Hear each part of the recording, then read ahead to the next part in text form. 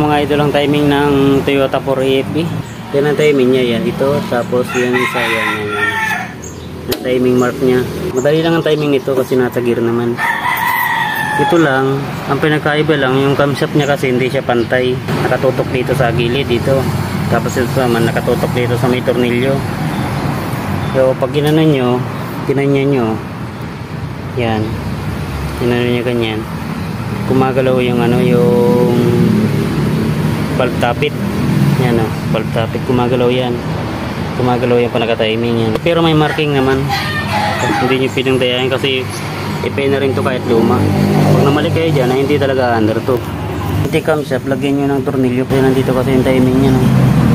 Saka umiba yung timing dito sa camshaft, kaya lagyan nyo ng tornilyo para masigurado. Yan lang ang timing ng 4AFB na Toyota. Hanggang dito muna tayo. Salamat sa panonood.